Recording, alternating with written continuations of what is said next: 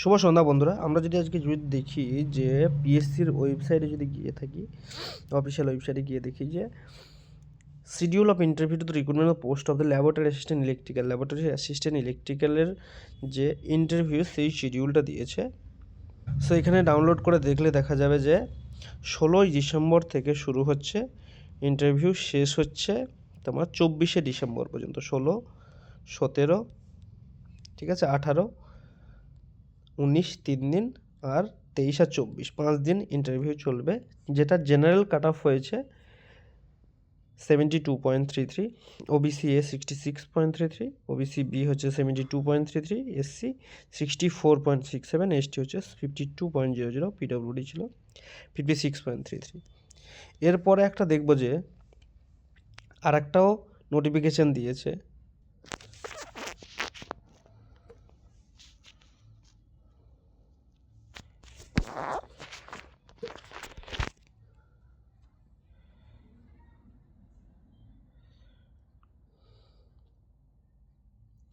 Schedule of interview to the post of general duty medical officer. এটা যদি আমরা download করে দেখি তাহলে দেখব যে 23শে ডিসেম্বর থেকে, এটা দেখার মানে হচ্ছে যে 23শে ডিসেম্বর থেকে শুরু হয়ে একদম চলবে ফেব্রুয়ারি, 11ই ফেব্রুয়ারি পর্যন্ত এই প্যানেলটা চলবে।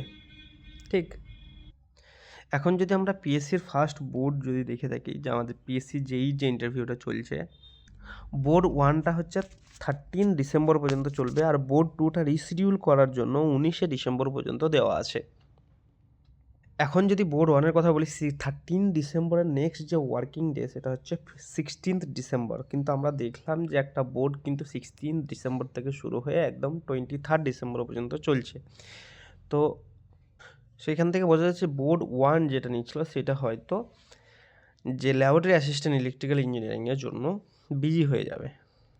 বোর্ড 2টা 19শে ডিসেম্বর যেটা চলছিল, নেক্সট ওয়ার্কিং ডে হয় 20 ডিসেম্বর, কিন্তু সেটা রিশিডিউল করা আছে, 20 ডিসেম্বর হওয়া সম্ভব নয়। তাহলে 23শে ডিসেম্বর থেকে আবার কিন্তু অন্য একটা বোর্ড যেখানে ইন্টারভিউ শুরু হচ্ছে, সেটা যদি দেখি অন্য একটা বোর্ড যেটা 23 তারিখ থেকে মেডিকেল বোর্ডে যে ইন্টারভিউটা সেটা নেবে।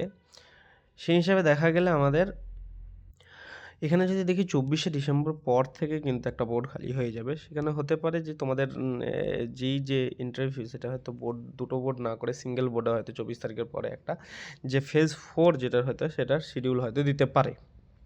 দেখো পিএসসি একটাই সংস্থার, বোর্ড খুব বেশি করা সম্ভব নয়, কারণ জানো মেম্বার নেই। যে কজনই মেম্বার আছে সেই কজন মেম্বার নিয়েই, কারণ প্রত্যেক বোর্ডে একটা করে মেম্বার থাকা দরকার। সেই হিসাবে তোমাদের এখনও ফোর্থ যে ফেজ সেটা নিয়ে কনফিউশন আছে, টেক্সট করছিলে। তো প্র্যাকটিক্যালি জিনিস দেখতে গেলে কিন্তু 24শে ডিসেম্বর পর হয়তো যে ফোর্থ ফেজ যেটা সেটা তোমাদের হয়তো দিতে পারে। নেক্সট ওয়ার্কিং ডে নেই, কিন্তু 25 তারিখে ছুটি আছে অফিসিয়ালি, তো হতে পারে নেক্সট তারপরের উইকে তোমাদের যে ফোর্থ ফেজ সেটা হয়তো দিতে পারে।